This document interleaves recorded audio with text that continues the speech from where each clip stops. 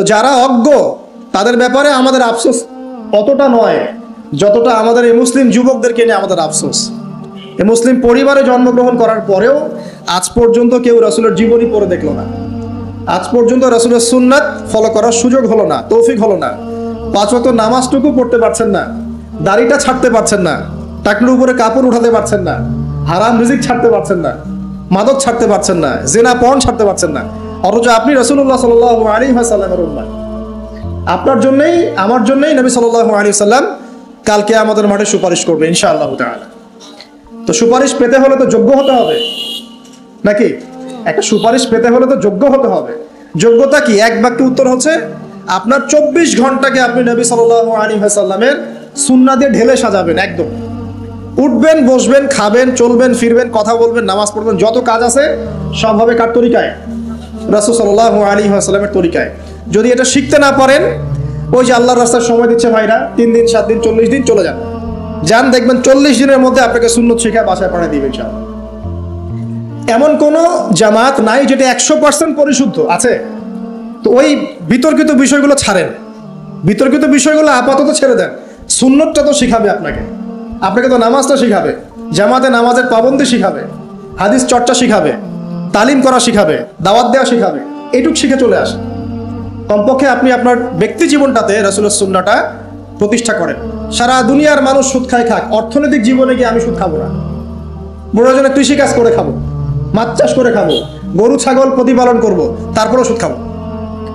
আমি ব্যবসা করতে গিয়েছি, ওখানেও নবীর সুন্নত লাগবে, আমি মাপে কম দিতে পারবো না। সারা দুনিয়ার মানুষ দেয়, দেখ, সারা দুনিয়ার মানুষ মজুদ করে করুক, আমি করব না।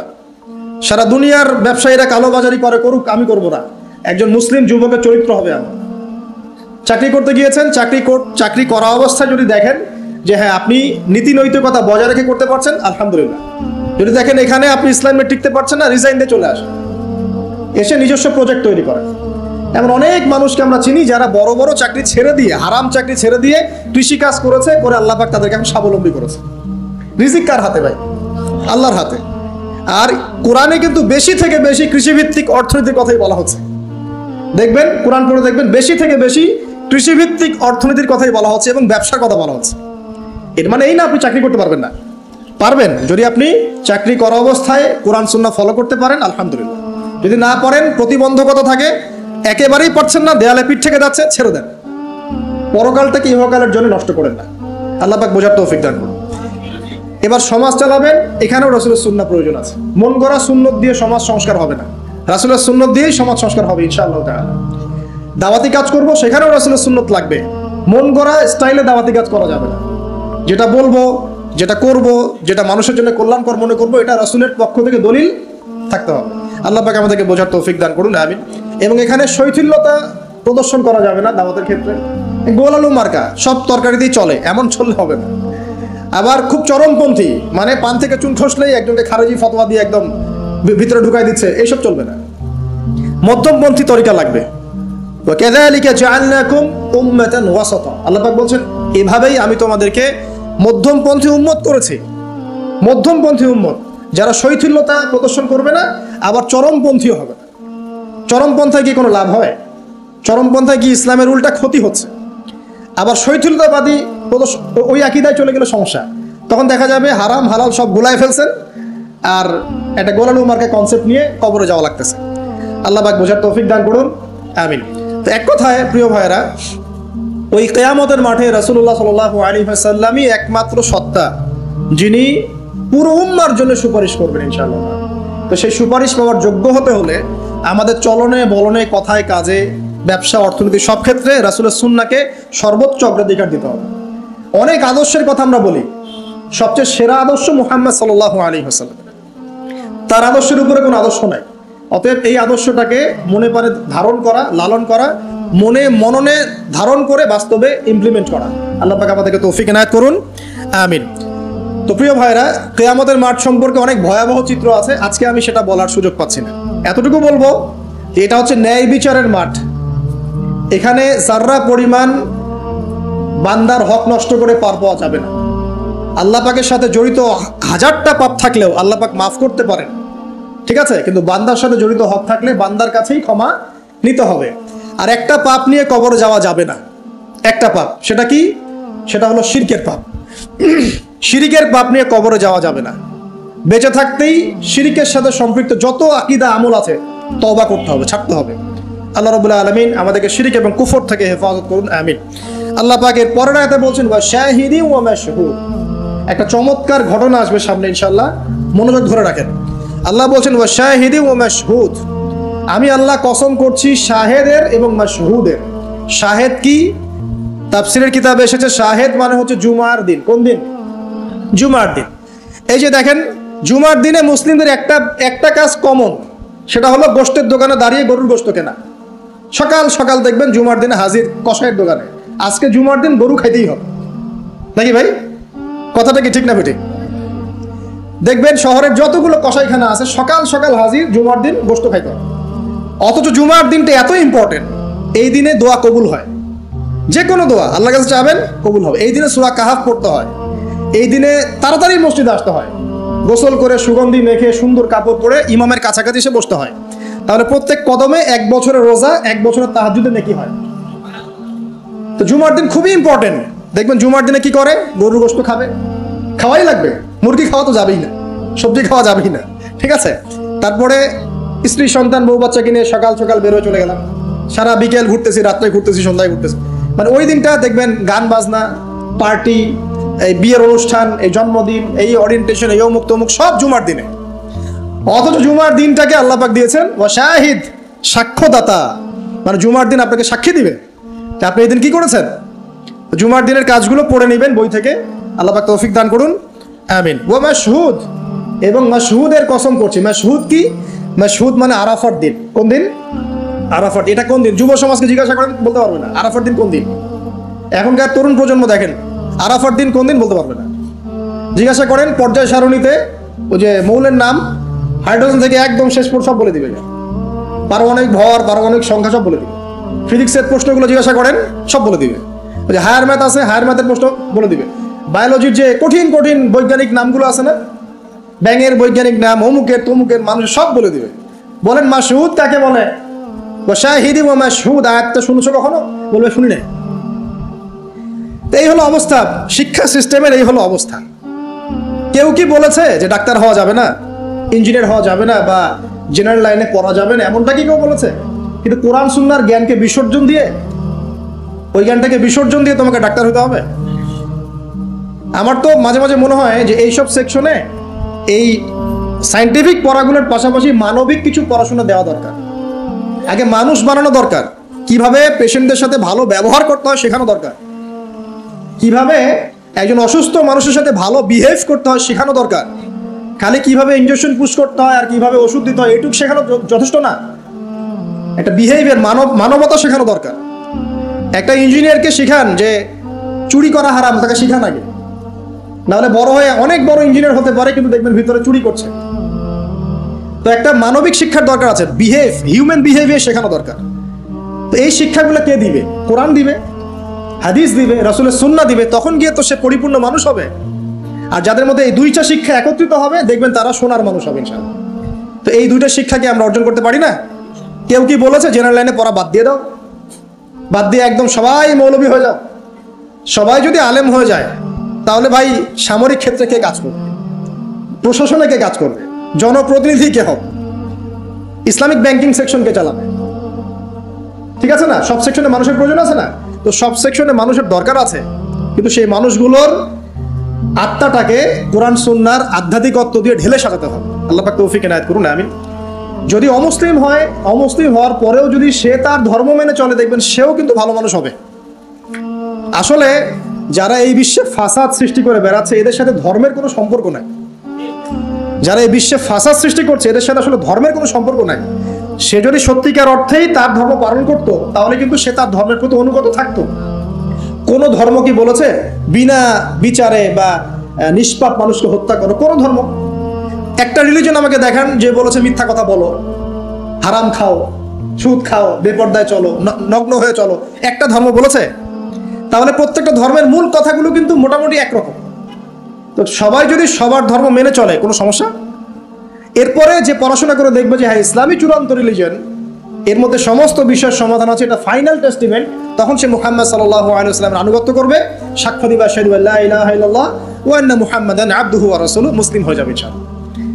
ইনশাআল্লাহ মুসলিম হলেই, কালিমা পড়লেই একদিন না একদিন সে জান্নাতে যাবে ইনশাআল্লাহ তাআলা, যদি তার আকীদার মধ্যে শিরক না থাকে, কুফর না থাকে, আমলে বেদাত না থাকে, হারাম রিজিক না থাকে।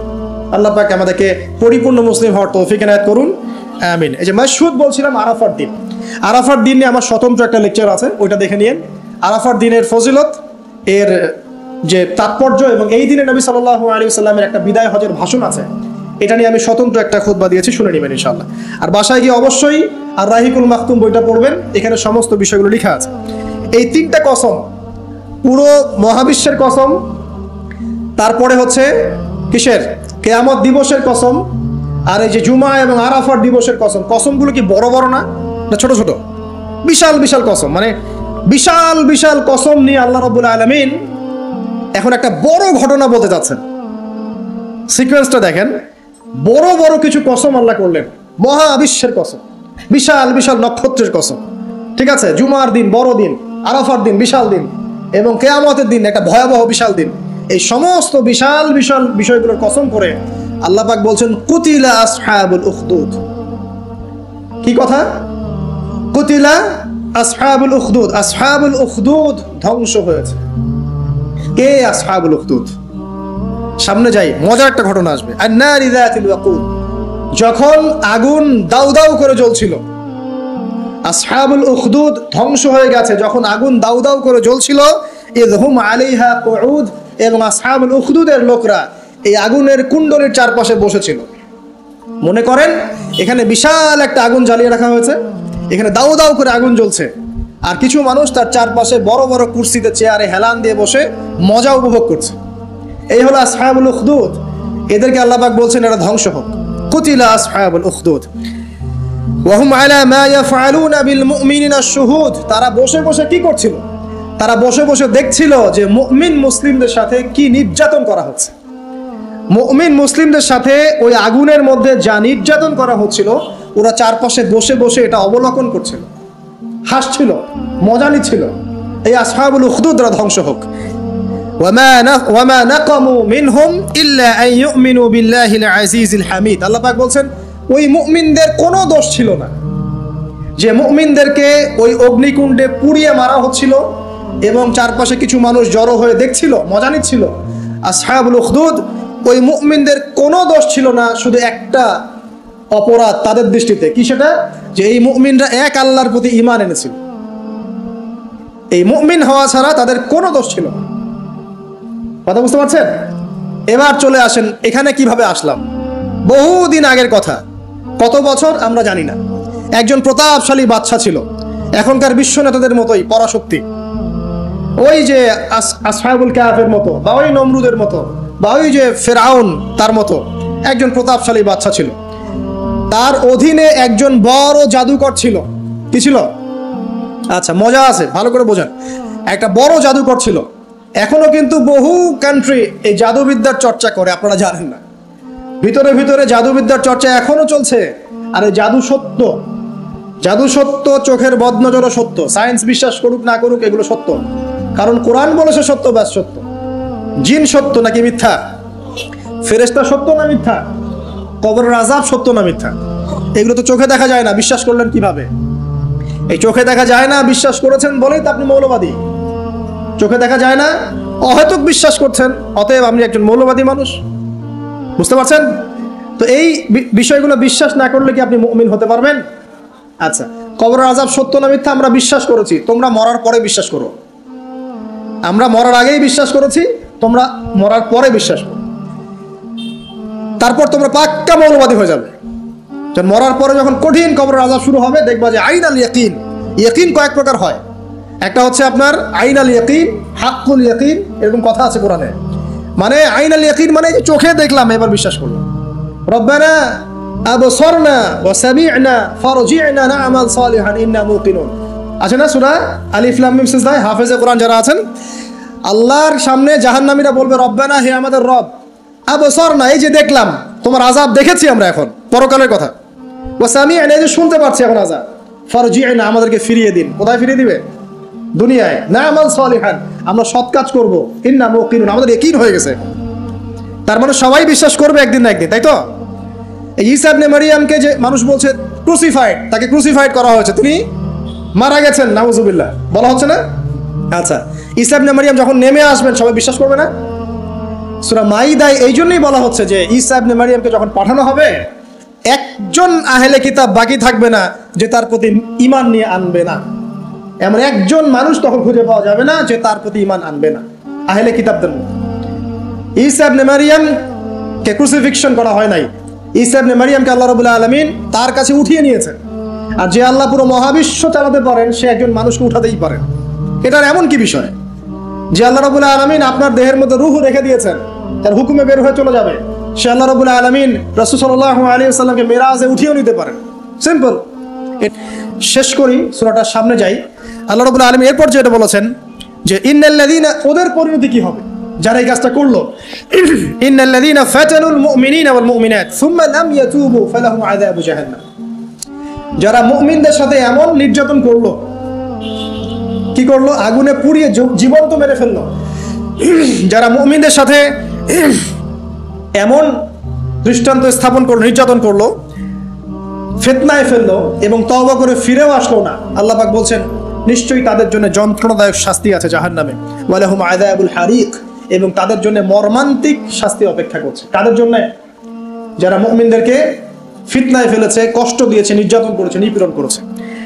তারপর আল্লাহ পাক বলছেন ইন্নাল্লাযীনা আমানু ওয়া আমিলুস সালিহাত লাহুম জান্নাতুন তাজরি মিন তাহতিহা আল-আনহার। আর যারা এই পরীক্ষায় উত্তীর্ণ হয়ে গেল, যাদেরকে আসহাবুল উখদুদরা ফেলে দিল গর্তে, যারা আগুনে লাফ দিল, অগ্নি পরীক্ষা দিল, আল্লাহ পাক বলছেন এরা সফল হয়েছে, এরা জান্নাতে যাবে যার তলদেশ দিয়ে নহর সমূহ প্রবাহিত হচ্ছে। আলহামদুলিল্লাহ। ওয়া যালিকাল ফাওজুল কাবীর। আর এটা হচ্ছে সবচেয়ে বড় সাফল্য, এটাই হচ্ছে সাফল্যের চূড়ান্ত সংজ্ঞা।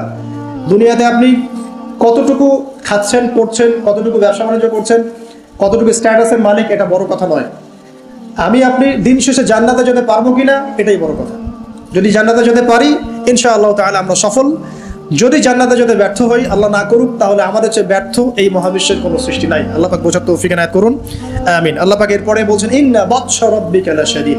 জেনে রাখো, যারা আল্লাহর বিরোধিতা করবে, তার নবী, তার আসমানি কিতাব এবং দ্বীনের বিরোধিতা করবে, তাদের জন্য আল্লাহর শাস্তি আছে। এই শাস্তিটা প্রচন্ড কঠিন।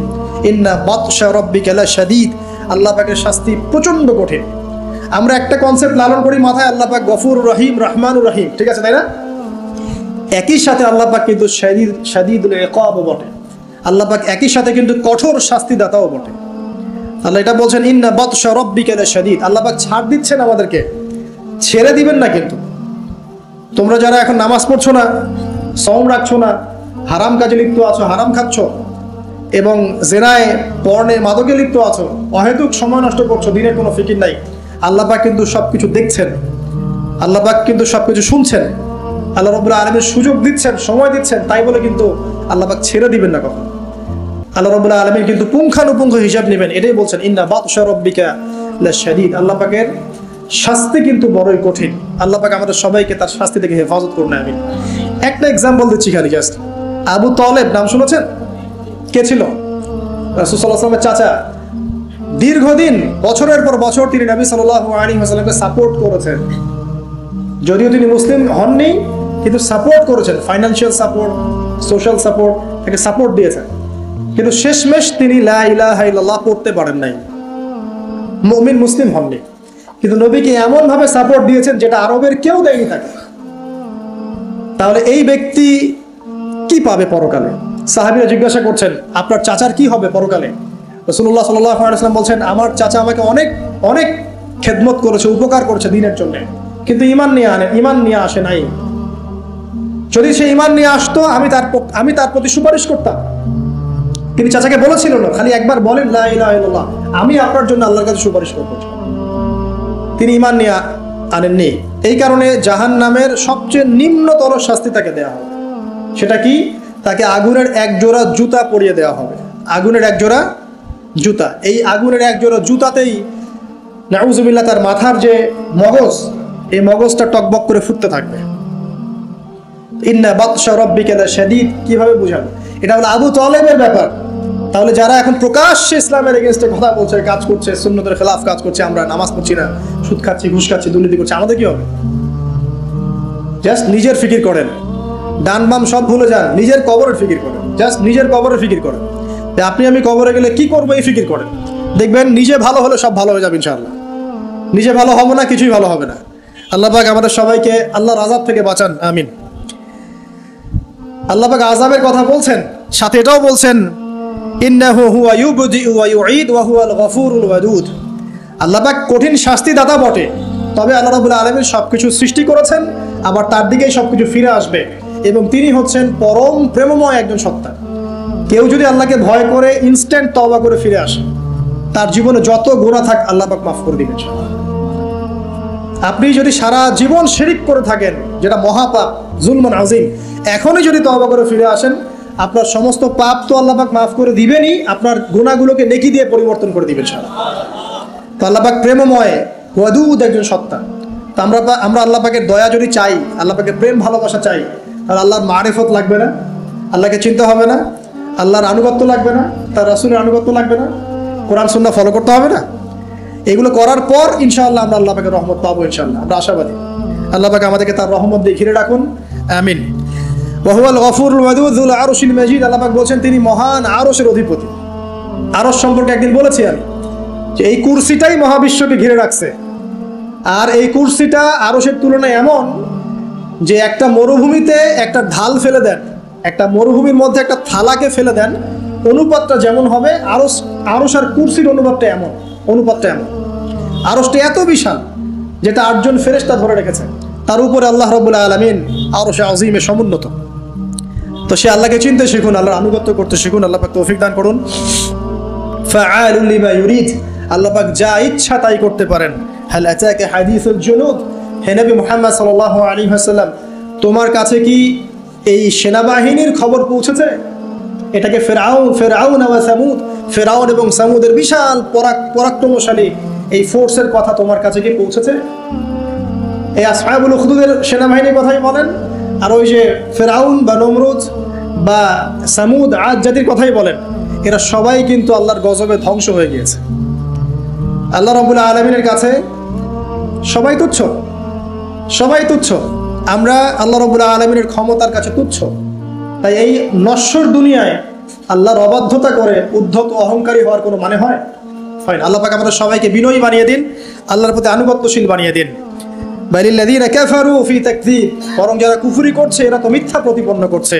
ওয়াল্লাহু মিন ওয়ারাইহিম মুহিত, আল্লাহ রাব্বুল আলামিন কুফারদেরকে চতুর্দিক থেকে ঘিরে রেখেছেন। বাল হুয়া কুরআনুন মাজিদ, আর এই যে কথাগুলো বলা হলো এগুলো কোনো অলীক গল্প নয়, বরং এটা হচ্ছে কুরআনুন মাজিদ ফি লাওহিন মাহফুজ, যেটা লাওহে মাহফুজ থেকে নাজিল হয়েছে। আল্লাহ রাব্বুল আলামিন আমাদের সবাইকে এই সূরাটা থেকে শিক্ষা নেওয়ার তৌফিক দান করুন। খুব সংক্ষেপে যদি সামারি করি, তাহলে এই সূরার মধ্যে আল্লাহ রাব্বুল আলামিন বিশাল বিশাল বিষয়ের কসম করেছেন, এবং বিশাল বিষয়ের কসম করে আল্লাহ পাক বড় একটা ঘটনা বলছেন, যে ঘটনার মধ্য দিয়ে একজন যুবককে দিয়ে আল্লাহ রাব্বুল আলামিন পুরো কওমকে হেদায়েত করছেন। একজনের জীবনের বিনিময়ে আল্লাহ পাক পুরো জাতিকে হেদায়েত করলেন। তো সেটা যদি আল্লাহ ওই যুগে করতে পারেন, এখনো করতে পারেন। এখানে আল্লাহর কাছে তারা সাফল্য মণ্ডিত হয়েছে যারা ঈমান এনেছিল, আর যারা ওদেরকে আযাব দিয়েছে, আগুনে পুড়িয়ে মেরেছে, এদেরকে আল্লাহ পাক জাহান্নামী ঘোষণা করেছেন। আল্লাহ পাক বলেছেন আমি শুধু গফুর রহিমই নই, আমি বরং শাদীদুল ইকাব, কঠিন শাস্তিদাতাও বটে।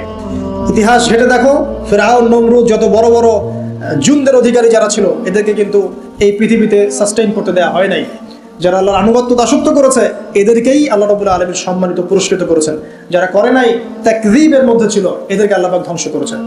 আল্লাহ রাব্বুল আলামিন বলছেন শেষে গিয়ে, এগুলো কোনো অনেক গল্প কাহিনী নয়, বাল হুয়া কুরআনুন মাজিদ, এটা হচ্ছে সম্মানিত মহিমান্বিত কোরআন ফি লাওহিন মাহফুজ, যেটা লাওহে মাহফুজ থেকে আল্লাহ রাব্বুল আলামিন পৃথিবীতে আমাদের জন্য নাজিল করেছেন।